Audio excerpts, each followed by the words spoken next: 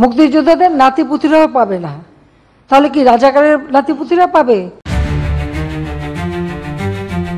বাংলাদেশের ক্ষমতাচ্যুত প্রধানমন্ত্রী শেখ হাসিনার বিরুদ্ধে মানবতা বিরোধী অপরাধের আনুষ্ঠানিক বিচার শুরু হতে যাচ্ছে। আন্তর্জাতিক অপরাধ ট্রাইব্যুনালের প্রসিকিউশন টিম জানিয়েছেন, আগামী সপ্তাহে তাদের পক্ষ থেকে শেখ হাসিনার বিরুদ্ধে আনুষ্ঠানিক অভিযোগ দাখিল করা হবে। যদি কোনো বাধা না ঘটে তবে ঈদুল আজহার ছুটির আগেই এই ঐতিহাসিক প্রক্রিয়ার সূচনা ঘটতে যাচ্ছে।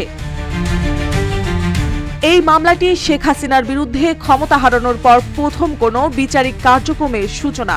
মামলার অন্যতম দুই অভিযুক্ত হলেন সাবেক স্বরাষ্ট্রমন্ত্রী আসাদুজ্জামান খান কামাল এবং পুলিশের সাবেক মহাপরিদর্শক চৌধুরী আব্দুল্লাহ আল মামুন। এর মধ্যে চৌধুরী আব্দুল্লাহ আল মামুন ইতিমধ্যে গ্রেফতার হলেও শেখ হাসিনা ও কামাল পলাতক অবস্থায় রয়েছে এখনো। RICL TMX, যুগের পর যুগ স্থাপনা থাকে মজবুত।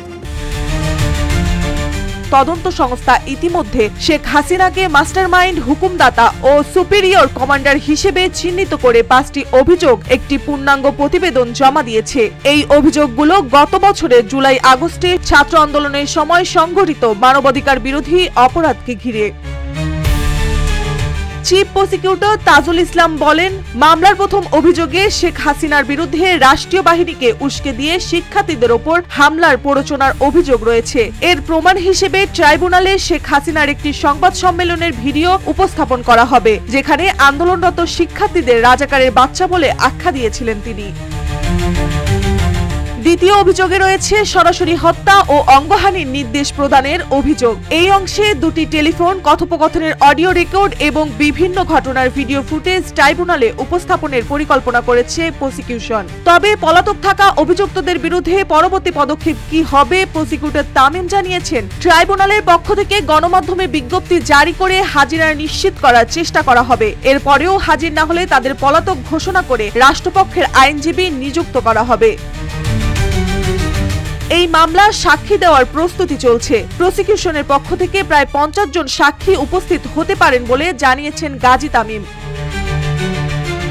আন্তর্জাতিক অপরাধ ট্রাইব্যুনালে এসেছে এক উল্লেখযোগ্য মোড়। ট্রাইব্যুনালে 25টি নতুন মামলার মধ্যে শেখ হাসিনার মামলাটি দ্বিতীয়।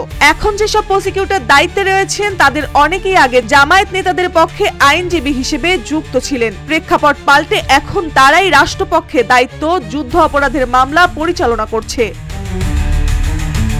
তবে আইন উপদেষ্টা অধ্যাপক আসিফ নজরুল ফেসবুকে ইঙ্গিত দিয়েছেন, ডক্টর ইউনূসের নেতৃত্বাধীন অন্তর্বর্তী সরকারের আমলেই রায় ঘোষণা সম্ভব। এখন দেখার বিষয় ট্রাইব্যুনাল কতটা দ্রুত ও নিরপেক্ষভাবে এই স্পর্শকাতর বিচার শেষ করতে পারে। জাতি এখন অপেক্ষায়, তেমন নজর রয়েছে আন্তর্জাতিক মহলেরও। মার্জিয়া মৌ, রূপালী বাংলাদেশ।